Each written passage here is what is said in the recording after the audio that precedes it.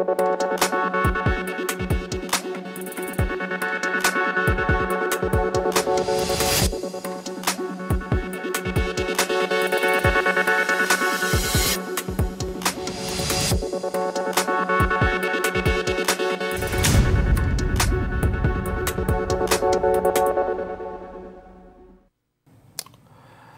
आप देख रहे हैं जन टीवी उत्तराखंड और मैं हूं आपके साथ भानु दीक्षित। सबसे पहली नजर हेडलाइंस पर। देहरादून में मलिन बस्तियों के नियमितीकरण की उठ रही मांग। सीएम धामी ने कहा, किसी भी हाल में नहीं होगा कोई परेशान, फैसला जनता के हित में होगा। 38वें राष्ट्रीय खेलों को लेकर समीक्षा बैठक। खिलाड़ियों के ट्रायल का 26 अक्टूबर से पहला कैंप। खेल मंत्री ने चयन प्रक्रिया और समय सीमा पर की चर्चा।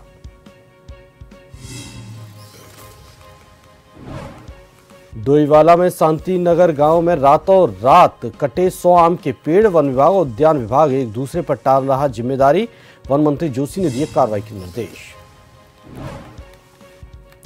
रुद्रपुर के बिंदुखेड़ा में स्कूल बस पर फायरिंग। शादी समारोह के दौरान पास से गुजर रही थी बस। घटना के बाद मचा हड़कंप। पुलिस ने मौके पर जाकर ली जानकारी। ऊधम सिंह नगर खटीमा में हुई हत्या का पुलिस ने किया खुलासा। अवैध संबंधों के चलते दिया घटना को अंजाम। 2 लोगों को किया गिरफ्तार।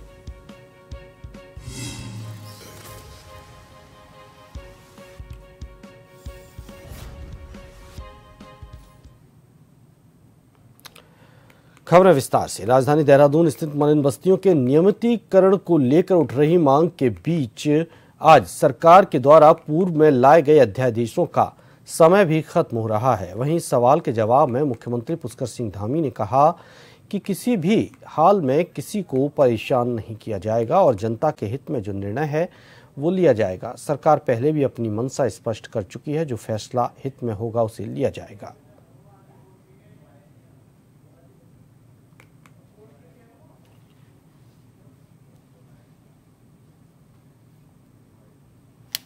मलिन बस्तियां यथावत रहेंगी। सरकार मलिन बस्तियों के लिए और उसमें रहने वाले लोगों के लिए पूरी तरह से संवेदनशील है। वो हम उनको पूरी तरह से जहां है वहीं पर रहेंगे। उसके लिए जो भी काम है वो करेंगे हम।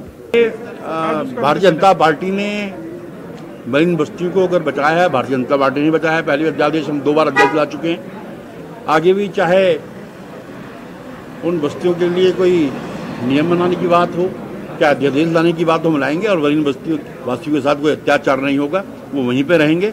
मुख्यमंत्री जी भी उस चीज़ को कह चुके हैं, क्योंकि वो आज यहाँ के वासी हैं और उनकी जनता करना हमारी सरकार की जनता है।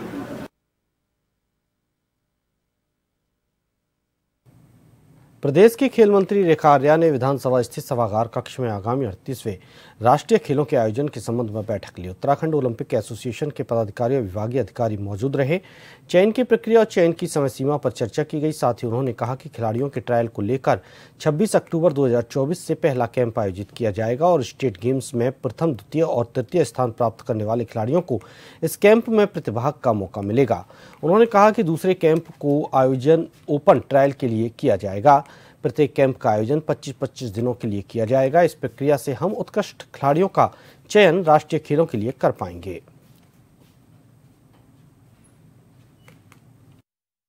देखिए, आज राष्ट्रीय खेलों के निमित्त खिलाड़ियों के चयन के परिप्रेक्ष्य में उत्तराखंड ओलंपिक एसोसिएशन के साथ में, उनके पदाधिकारियों के साथ में आज बैठक आहूत की गई है और उस बैठक में खिलाड़ियों का चयन किस प्रकार से किया जाएगा इसको लेकर चर्चा हुई है, जिसमें प्रारंभिक चयन ट्रायल का आयोजन से लेकर फाइनली चयन करने तक किस समय से लेकर किस समय तक में ये प्रक्रिया की जाएगी अथवा उन बच्चों के कैंप कब से हम लोग लगाएंगे, ये आज डिस्कस हुआ है और ये सहमति बनी है कि 26 अक्टूबर से बच्चों का पहला कैंप लगेगा।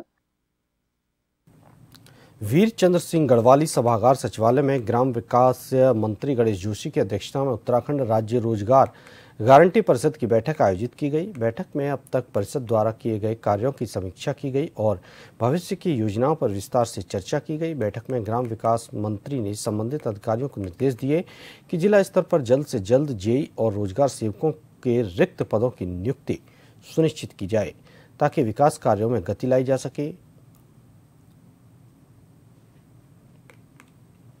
देखिए, आज राज्य रोजगार गारंटी परिषद की बैठक यहाँ पर आहूत की गई थी, जिसमें सभी विभागों के अधिकारीगण और सभी माननीय शासकगण यहाँ पर मौजूद थे। और समीक्षा में ये पाया गया कि केंद्र सरकार की जितनी भी योजनाएं हैं उसके क्रियान्वयन में केंद्र के औसत से हमारा प्रदेश आगे चल रहा है। इसके लिए मैं अपने अधिकारियों को शुभकामनाएं देता हूं, बधाई देता हूं। वहीं जो माननीय सदस्यों के सुझाव आए, हमने उनको समाहित करते हुए निर्देशन जारी कर दिए। जैसे सुझाव आया कि हमारे जो रोजगार सेवक हैं उनके 671 पद रिक्त हैं। हमने सभी जिलों को निश्चित कर दिया है कि उनको जिले के स्तर से उनकी भर्ती की जाए ताकि ये काम शीघ्र हो सके। डोईवाला के रानी पोखरी के शांतिनगर गांव में 100 आम के पेड़ों को काटे जाने की घटना पर जिस नाटकीय ढंग से पर्दा डालने की कोशिश हुई वो वन विभाग और उद्यान विभाग की कार्यप्रणाली पर गंभीर सवाल खड़े कर रहा है। एक और वन विभाग ने पेड़ काटने वाले तस्कर को पकड़ने के बाद छोड़ दिया कि मामला उद्यान विभाग के अधिकार क्षेत्र का है। वहीं उद्यान विभाग घटना की जानकारी होने से ही इनकार कर रहा है। करीब रात 2 बजे वन विभाग की उड़नदस्ता टीम को इस घटना की जानकारी मिली और विभाग की टीम सभी तस्करों को पकड़कर रेंज कार्यालय ले आती है। यहाँ कुछ ऐसा नाटकीय घटनाक्रम होता है कि वन विभाग पकड़े गए सभी तस्करों को यह कहकर छोड़ देता है कि मामला उनके अधिकार क्षेत्र का नहीं है। मामले में कार्रवाई करने का अधिकार उद्यान विभाग को है, जबकि वन विभाग पकड़े गए इन तस्करों को उद्यान विभाग के सुपुर्द कर सकता था। अब वन विभाग के अधिकारी कह रहे हैं कि हमने मामले की सूचना तत्काल उद्यान विभाग को दे दी है। उद्यान विभाग के अधिकारी इस प्रकार की किसी भी सूचना से साफ इनकार कर रहे हैं।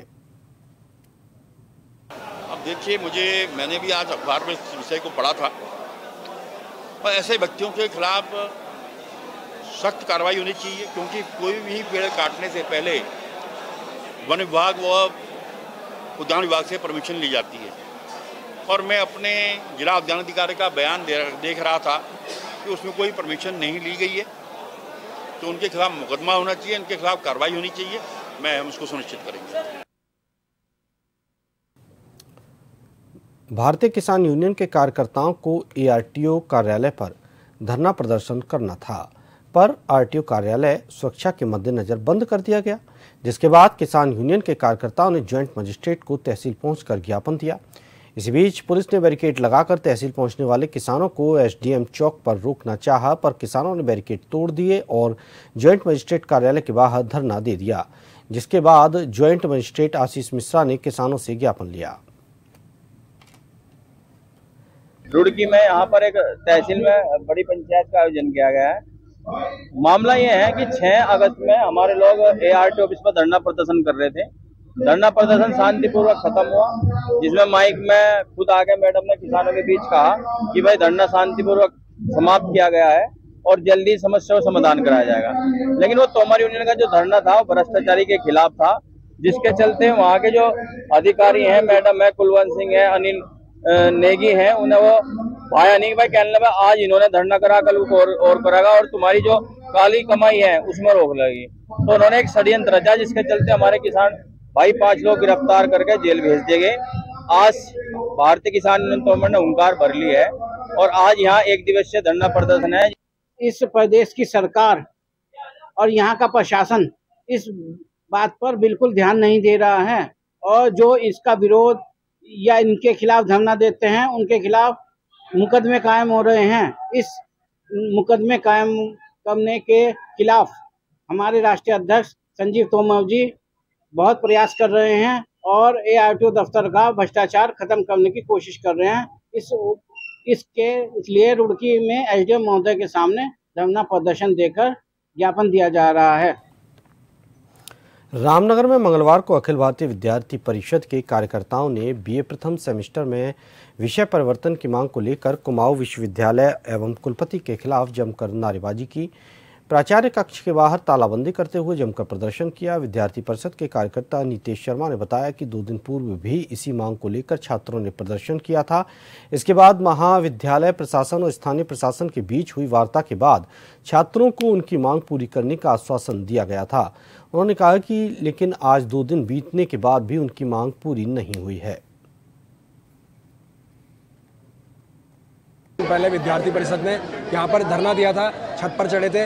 इसकी पूर्व की कार्रवाई ये थी कि जब प्रथम सेमेस्टर के यहाँ पे प्रवेश हो रहे थे उस टाइम पे सभी जितने भी वहाँ पे कमेटी थी बीए की कमेटी, उन्होंने छात्र छात्राओं से बोला था कि प्रवेश के समय जितने भी मतलब बीए के सब्जेक्ट हैं वो खत्म हो चुके हैं, इसलिए अभी बीएससी के सब्जेक्ट आप ले लें, बाद में विषय परिवर्तन हेतु जो भी कार्रवाई होगी उस टाइम पे आपके विषय परिवर्तन हो जाएंगे। परंतु हर साल विषय परिवर्तन होते थे, ये हमारी कोई नई मांग नहीं है, हर साल विषय परिवर्तन होते थे, परंतु इस साल विषय परिवर्तन के लिए साफ मना कर दिया गया है। इसके लिए हमने विरोध जब करा तो उसके बाद 2 दिन पहले आपने देखा होगा कि तहसीलदार साहब और एसडीएम साहब और कोतवाल साहब ने शासन प्रशासन से हमारी बातचीत करके हमें आश्वासन दिया था कि 2 दिन बाद जो है कार्रवाई करके उसमें शासन प्रशासन की तरफ से कोई ना कोई कार्रवाई करके यहाँ पे विषय परिवर्तन हो जाएंगे, परंतु अभी तक किसी भी प्रकार की कोई कार्रवाई नहीं हुई है, किसी प्रकार का कोई आश्वासन हमें सरकार की तरफ से नहीं मिला। राजधानी देहरादून के सुभाष रोड स्थित एक निजी होटल में उद्यान एवं खाद्य प्रसंस्करण विभाग द्वारा कृषकों और पौधशाला स्वामियों के साथ समन्वय संगोष्ठी का आयोजन किया गया, जिसमें मुख्य अतिथि के रूप में कृषि मंत्री गणेश जोशी ने शिरकत की। कार्यक्रम की शुरुआत दीप प्रज्वलित करके की गई, जिसमें तमाम जिले से आए कृषकों ने खेती के बारे में अपने सुझाव दिए। तो वहीं गणेश जोशी कृषि मंत्री ने कहा कि हर जिले से एक किसान को लेकर एक समिति बनाई जाएगी, जिसके माध्यम से किसानों के सुझाव आएंगे और उसके बाद अपनी योजनाओं को लागू करेंगे। इस अवसर पर कैबिनेट मंत्री गणेश जोशी ने बंद पड़े चौपटिया गार्डन को जनवरी से खुलने का संकल्प दोहराया।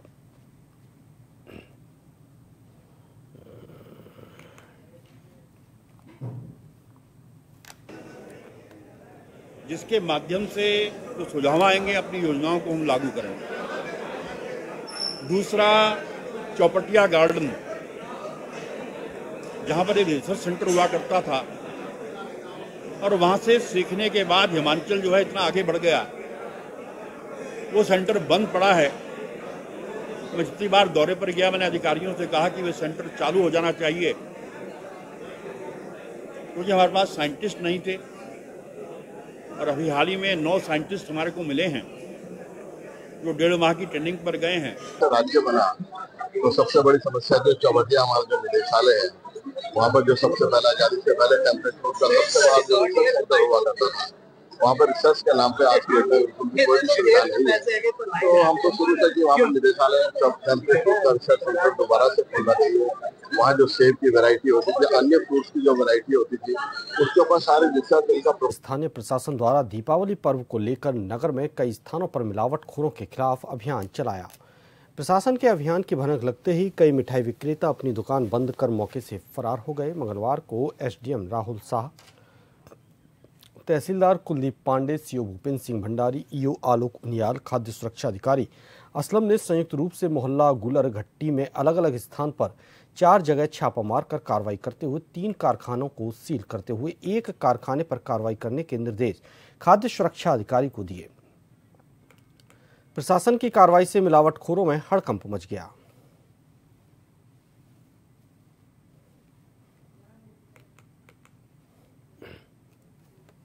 दिवाली सीजन के दृष्टिगत लगातार इसमें अभियान चलाने के निर्देश जिलाधिकारी महोदय द्वारा दिए गए हैं, जिसके अतिरिक्त आज आयुक्त महोदय के संज्ञान में भी कुछ ऐसे प्रकरण आए थे जिसमें ये संज्ञान में आया था कि रामनगर में कुछ लोगों द्वारा अवैध रूप से फैक्ट्री चला के प्रतिबंधित केमिकल का मिठाई बनाने में उपयोग में लाया जा रहा है, जिसके दृष्टिगत विभिन्न स्थानों पर छापेमारी कार्रवाई की गई, जिसमें अभी तक 4 हम जो ऐसे स्थान हैं जहाँ मिठाई बनती है उनका निरीक्षण किया गया है। सभी जगह अनियमितताएं पाई गई है। खाद्य सुरक्षा के मानकों के अनुरूप मिठाई बनाना नहीं पाया गया। किसी के पास प्रतिबंधित केमिकल का उपयोग होना भी पाया गया है। बिंदुखेड़ा में अचानक स्कूल बस पर चली गोली लगने से हड़कंप मच गया। पुलिस ने मौके पर पहुंचकर जांच शुरू की। रुद्रपुर बिंदुखेड़ा में शादी समारोह में जश्न के दौरान बंदूक से गोली चल गई, जो पास से गुजर रही एक स्कूल बस में लग गई।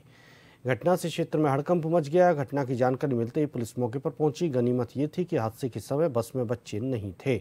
घटना से हड़कंप मच गया। जानकारी मिलते ही पुलिस भी मौके पर पहुंच गई।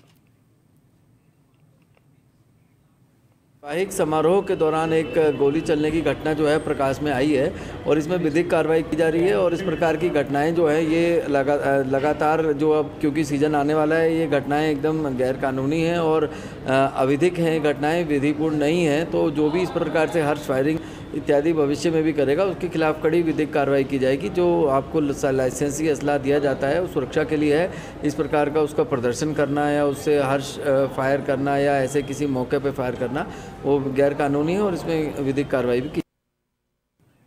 ऊधम सिंह नगर जनपद के खटीमा में हुई हत्या का पुलिस ने खुलासा कर दिया है। खटीमा के जादोपुर में अनिल राणा की पीट कर हत्या की गई थी। खटीमा कोतवाली पुलिस ने 24 घंटे के अंदर घटना का खुलासा कर दिया। पुलिस के अनुसार हत्याकांड को अवैध संबंधों की वजह से अंजाम दिया गया।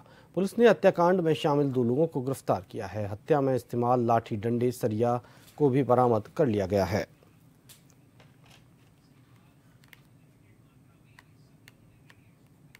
18 तारीख की देर रात की घटना है, जहां पर 3 व्यक्तियों ने मिलकर एक व्यक्ति को बांध के उसके साथ मारपीट के उसकी मृत्यु कारित करने की सूचना 19 तारीख को प्राप्त हुई थी हमें।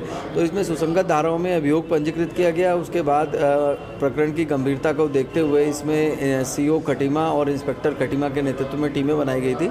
तो उन्होंने विवेचनात्मक कार्रवाई करते हुए इसमें पूरी चीज़ों को, तथ्यों का अनावरण इसमें किया और उसमें 3 अभियुक्त जिनके विरुद्ध अभियोग पंजीकृत किया गया था, उसमें से 2 अभियुक्तों को गिरफ्तार किया गया और इन 2 अभियुक्तों से घटना में प्रयुक्त जो है सरिया, डंडे इत्यादि बरामद किया गया। और इसमें घटना का जो कारण है वो अवैध संबंध होना प्रथम दृष्टया प्रकाश में आया है।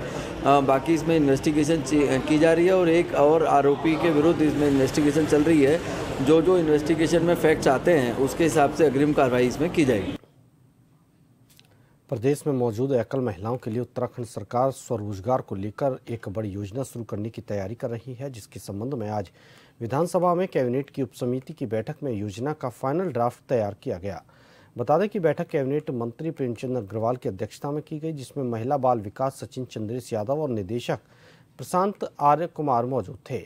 बैठक के बाद कैबिनेट मंत्री प्रेमचंद अग्रवाल ने बताया कि मुख्यमंत्री घोषणा के क्रम में मुख्यमंत्री एकल महिला स्वरोजगार योजना को लेकर आज फाइनल ड्राफ्ट तैयार कर लिया गया है और अब जल्द ही इसे कैबिनेट के जरिए मंजूरी देकर मुख्यमंत्री इस योजना को प्रदेश की सभी एकल महिलाओं के लिए लॉन्च करेंगे।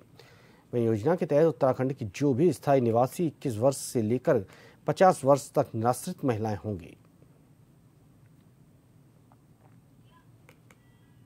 माननीय मुख्यमंत्री जी की घोषणा के अनुसार एक स्कीम लॉन्च हुई थी जिसका नाम है मुख्यमंत्री एकल महिला स्वरोजगार योजना। उसके लिए हम लोग बैठे थे, उप समिति बनी है। कैसे हमारे यहाँ की जो पात्र महिलाएं, मैं पात्रता भी बताऊंगा, उनको हम आत्मनिर्भर कर सकें। इसमें जो पात्र महिलाएं होंगी, एक तो इसका जो क्षेत्र होगा पूरा प्रदेश, यानी कि उत्तराखंड हमारा प्रदेश में जो महिलाएं यहाँ की मूल या स्थायी निवासी होंगी। दूसरा, एकल निराश्रित महिलाएं जिनकी आयु 21 वर्ष से लेकर 50 वर्ष के बीच में होगी। केदारनाथ विधानसभा सीट पर होने वाले उपचुनाव के लिए आज से नामांकन प्रक्रिया शुरू हो चुकी है। तो वहीं भाजपा और कांग्रेस में प्रत्याशियों को लेकर जद्दोजहद चल रही है। भाजपा की बात की जाए तो यहां अभी कशमकश का माहौल दिख रहा है। बीजेपी अभी तक अपना प्रत्याशी घोषित नहीं कर पाई। इसको लेकर बीजेपी राज्यसभा सांसद नरेश बंसल ने कहा कि पार्टी के नाम का पैनल बनाकर केंद्र को भेजा है, केंद्र उस पर चिंतन मंथन कर रहा है।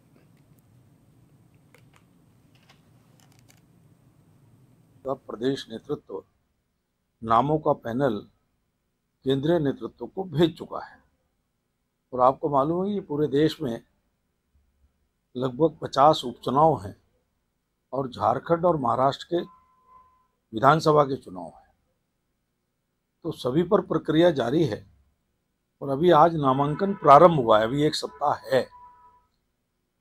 तो नामांकन की तिथि तक निश्चित रूप से प्रत्याशी की घोषणा होगी, मंथन के बाद होगी। कहीं कोई पेच नहीं है, पार्टी में पूरी पारदर्शिता है। निश्चित रूप से जीतने वाले प्रत्याशी की भारतीय जनता पार्टी घोषणा करेगी। लक्सर पुलिस ने चेकिंग अभियान के दौरान अलग अलग जगहों से 2 आरोपियों को गिरफ्तार किया है। दोनों आरोपियों के कब्जे से पुलिस ने 2 देसी तमंचे सहित 2 जिंदा कारतूस भी बरामद किए। दोनों आरोपी क्षेत्र में किसी बड़ी घटना को अंजाम देने की फिराक में थे। आरोपियों के खिलाफ आर्म्स एक्ट के तहत मुकदमा दर्ज किया गया है।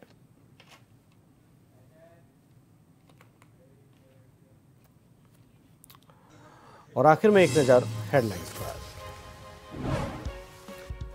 देहरादून में मलिन बस्तियों के नियमितीकरण की उठ रही मांग, सीएम धामी ने कहा कि किसी भी हाल में नहीं होगा कोई परेशान, फैसला जनता के हित में होगा। 38वें राष्ट्रीय खेलों को लेकर समीक्षा बैठक, खिलाड़ियों के ट्रायल का 26 अक्टूबर से पहला कैंप, खेल मंत्री ने चयन प्रक्रिया और समय सीमा पर की चर्चा।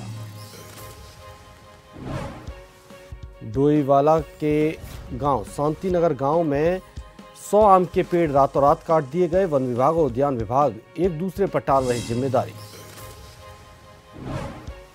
रुद्रपुर के बिंदुखेड़ा में स्कूल बस पर फायरिंग, शादी समारोह के दौरान पास से गुजर रही थी बस, घटना के बाद मचा हड़कंप, पुलिस ने मौके पर जाकर ली जानकारी। उधम सिंह नगर खटीमा में हुई हत्या का पुलिस ने किया खुलासा, अवैध संबंधों के चलते घटना को दिया अंजाम, 2 लोगों को किया गिरफ्तार।